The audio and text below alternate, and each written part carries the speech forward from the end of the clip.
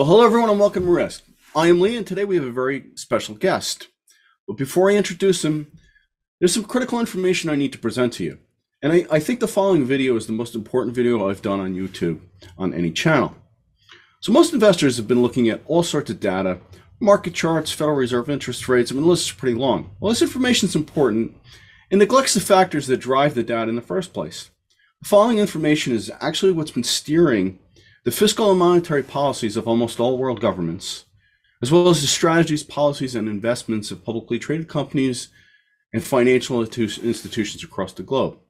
Now, everything that I'm presenting today can be easily verifiable, and I will be providing links in the description below, and I really encourage you to go and follow them and do your own digging.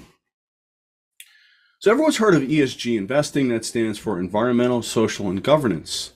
Where did this term come from? Well, it came out of the United Nations Environment Program. They had a finance initiative, and on their website, you can read the following. For more than 30 years, the initiative has been bringing the UN together with finance institutions from around the world to shape the sustainable finance agenda. We've established the world's foremost sustainability frameworks that help the finance industry address global environmental, social, and governance challenges. So in conjunction with this, the United Nations also supports the principles for responsible investing. Now, this is actually chaired by Martin Skanke. Now, Martin has a very interesting background. He held various positions within the Norwegian government, from running their $800 billion pension fund to being the director general to their prime minister. And he was even the deputy director general at the Ministry of Finance, which is Norway's version of the Treasury. Now, that's not the most interesting thing that he presents in his resume. He also lists that he chaired the World Economic Forum's Public and Institutional Investors Industry Agenda Council in 2010 and 2011. This is our first direct connection between the United Nations and the World Economic Forum. It's not the only one I'm going to present today, and there are many, many more. I suggest you start looking into it. So everyone knows Klaus Schwab from the Great Reset fame. Some of you may have even read his book. Now, he lists a fact sheet on his website on things that he's done in his life and two very critical positions he held, which are relevant to today's discussion. From 1993 to 1995, he was a member of the United Nations High-Level Advisory Board on Sustainable Development. And then from 1996 to 1998, he was vice chairman of the United Nations Committee for Development Planning. And more recently, in June of 2019, he actually met with UN Secretary General Antonio Guterres, and he signed a formal agreement between the World Economic Forum and the United Nations. The stated goal of that agreement was to accelerate the implementation of the 2030 Agenda for Sustainable Development. So that begs the question about sustainable development. What is it? How is it going to affect our investment climate going forward? So to help answer those questions, we have a very special guest, Mr. Tom DeWeese of the American Policy Center, who has been in and around and involved in understanding and kind of fighting against this sustainable development movement for over 30 years. So welcome to the show, Tom. It's great to have you. Thank you. I appreciate it. And, to get started on what is sustainable development, where does it come from, how it's united, the best way to explain what has happened here, what they're doing, is literally to use their words. They are very open about what they intend to do, what they're about. It's so incredible in many cases, people just don't believe it. They don't pay attention to it. A lady by the name of Christiana Figueres was the executive secretary of the UN Framework Convention on Climate Change. This was the organization inside the UN that was created to push all this, pull it all together. She said, "This is the first time in the history of mankind that we are setting ourselves the task of intentionally, within a defined period of time, to change the economic development model that has been reigning for at least 150 years since the Industrial Revolution." You remember the Industrial Revolution, that horrible thing that gave us indoor plumbing, electric lights, our own private transportation options, and so forth. All those things are not sustainable. I'll give you a couple of more quotes, some background here on their words and how this takes place. There are, working out of the United Nations, there are a series of, there are thousands, literally, organizations, non-governmental organizations. We call them NGOs. And one of them is a group called the Club of Rome. And about 30 years ago, they did a report, and they said this in that report: the common enemy of humanity is man. In searching for a new enemy to unite us, we came up with the idea that pollution, the threat of global warming, water shortages, famine, and the like would fit the bill. All of these dangers are caused by human intervention, and it is only through changed attitudes and behavior that they can be overcome. The real enemy then is humanity itself. Was this Maurice Strong in the Limits to Growth? Maurice Strong followed this. Okay. And that's the next one. But this basically set the tone, and the goal was set. And the threat of environmental Armageddon, and we've got to save the planet, so we've got to give up our liberties to do that. And that fits with everything else I'm going to say. After that was done, in 1992, in Rio de Janeiro, the UN held the Earth Summit, and together there were 50,000 delegates there. And that included 179 heads of state, including George H.W. Bush and many others.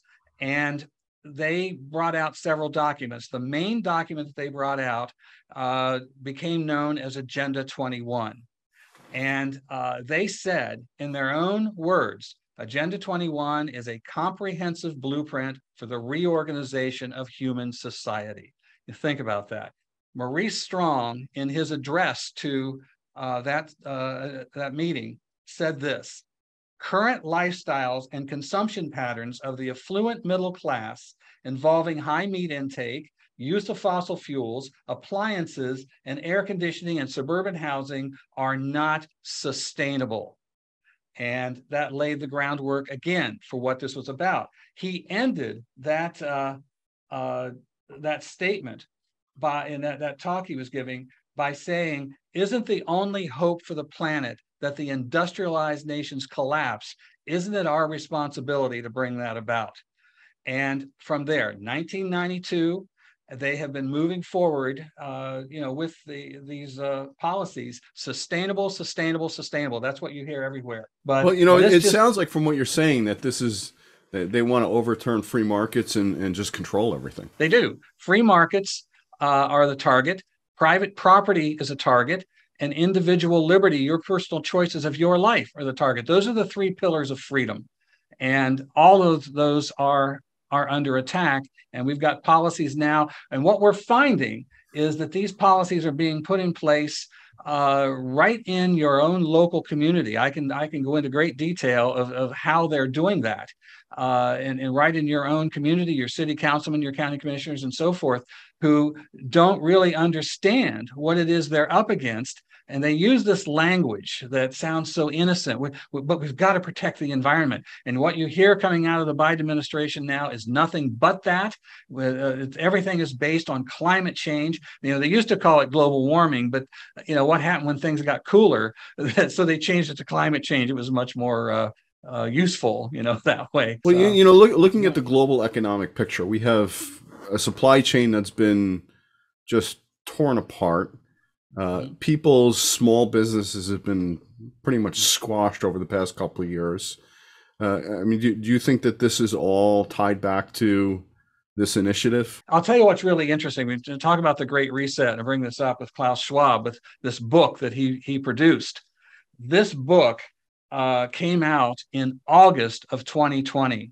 The lockdowns began in March. It's 5 months. He says in this book that this book is about what we learned about what we need to do with the environment from the lockdowns. And he wrote all that in like 5 months. Yeah. Okay. Yeah, right. Well, I had to learn things first. I've written 3 books, and I know that first of all, you got to come up with a concept, then you got to do the research, then you have to write it, then you got to find a printer, then you got to get it out. And you got to edit it too as well. It's a long process. So I don't even think he wrote that book. I think he probably had a team of people who wrote it, and he just put his name on it. But I think it was written well before any of this happened. Oh, no doubt. We do know that the World Economic Forum, Bill Gates Foundation, and others in October did several runs. They did one in 2018. Oh, the Event 201. That's what it was. Yeah. But they did more than one. They did several of them.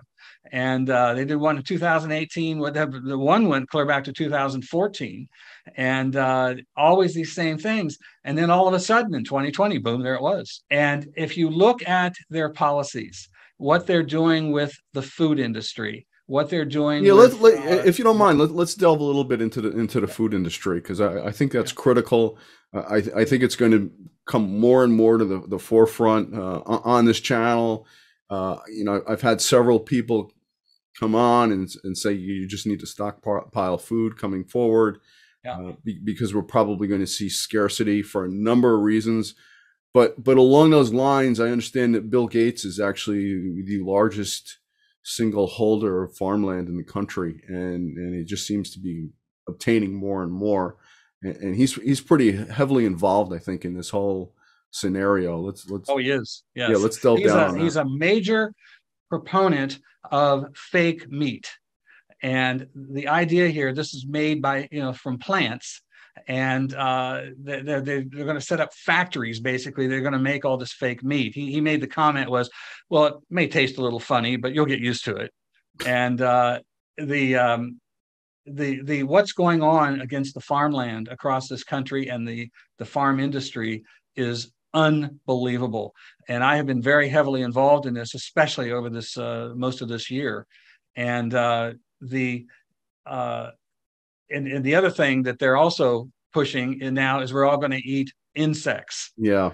And I just saw the other day that 1,000 schools were now selected to bring the children insect treats, and like instead of potato chips and that sort of thing, and selling them on how. I actually had heard that these insects have a toxic chemical in them that is not good for human consumption. I'm sure that's true. I'm sure. I mean, I've joked many times that if environmentalists ever came out of their high rises in New York and actually touched the ground, they might know something about the environment. Our farmers are the greatest stewards of the land. Anybody Absolutely. who has to work with farmers the land and hunters live off for of sure. it, yeah, they have to take care of it or they'll be out of business.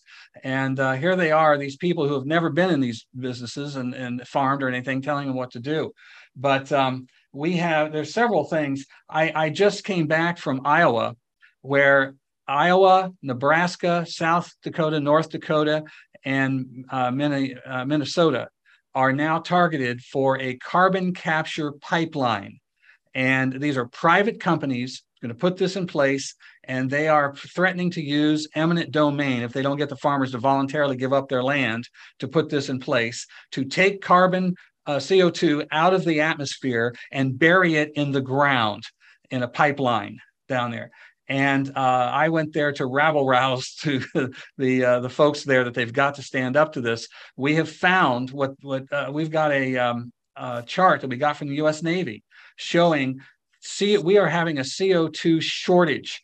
And without CO2, nothing grows. That is not a pollutant. And yet they're using that as it is, that we need at least 1,400 parts per million of CO2 to at least exist. And I had read somewhere that carbon dioxide was actually at a big low historically at this point, which I think agrees with what you're saying here. It is, yeah. We have this Navy chart that we have is showing that we are at 400 parts per million, and now they're trying to take it out. So we have that going on, taking valuable farmland, and and of course the whole thing with renewable energy. What they call renewable energy, wind and solar. And here they're trying to stop us using oil and gas and nuclear. And you take the kind of energy plants we have today using those energy sources, take up 2 or 3 acres at most, and they can massive amounts of power that goes out and keeps everything running. You get into wind and solar, they don't work. They're talking about millions of acres of land under solar panels. And what people don't realize is that, first of all, underneath those solar panels, over all those thousands and thousands of acres that go on and on and on forever, it's all concrete, yes. And infrastructure. They need rock and concrete. They need cables and copper, a lot of copper. Yeah, They with need copper, plastic. silver, rare earth minerals. I mean, it's kind of crazy. And I don't think that it's a carbon neutral, whatever they want to say. No, not at all. And then, of course, the wind turbines, they talking about thousands and thousands of those, just forests of them. And not only, But Tom, well, sorry to interrupt you here, but yeah, I mean, I think Germany is a perfect example that this is not going to work. I think Texas last year, when they had the power issues, they had gone quite green in some things. Another example of it not going to work. So, I mean, aren't people just going to scratch their head and say, what's going on? Why are we going down this road again? they mix in all this propaganda and this agenda with what they call science, and people who aren't following it, people don't understand it. Well, golly, again, the fear factor of Trust the climate change. science. Yeah, right. The fear factor, that's the thing, scaring us to death to give up our liberties. And so many people have bought into that because with all the news media and so forth, they're not hearing anything else. And so they begin to believe it. Well, there's nothing we can do. They're destroying the earth. Al Gore said for years that 10 years, like every 10 years, he had another 10-year plan. We've only got 10 years to go. AOC has now reduced it to 2.5 years. And, there is no scientific finding of this whatsoever. Let's get a little bit into corporate America, because it's really taken over corporate America. Every Fortune 100 company has a sustainability department. They have someone on their board of directors that's like director of sustainable development. How have they infiltrated these companies? Because corporations are traditionally there to make money for their shareholders. Yeah. We have to understand there are forces here. I mentioned, these hundreds and thousands of these NGO organizations, and they train people. You've got now new people coming out of schools that have been indoctrinated the whole time they've been in schools. We've got 2 or 3 generations that have been indoctrinated with this. And these activists have moved into not only government and the news media, but into the corporations. And for example, just last year, there was a meeting with Exxon and with their board of directors and so forth, and they ended up 2 or 3 major anti-oil people ended up on their board of directors. What are they doing from the inside? You've got British Petroleum and Chevron that for years have been pushing the whole sustainable thing. And so they're literally turning against their own industries to push these things that will absolutely kill them, kill the society. One of the things they created was the use of public-private partnerships, and a partnership between government and these kind of corporations. These global corporations, these oil companies we're talking about, we're also talking about Walmart and Target and Amazon and companies like that. They come into these partnerships and they get the opportunity to help make policy. And for that, the government lets them go to the front of the line to get all the goodies, tax breaks, maybe locations to put their businesses, maybe some other things like that. And what government gets out of it is these corporations are using their vast advertising budgets to promote these very policies. And the other thing that these corporations get out of it is to help put their competition out of business by helping get legislation passed and so forth. So here you have this partnership between government and corporations all moving in the same direction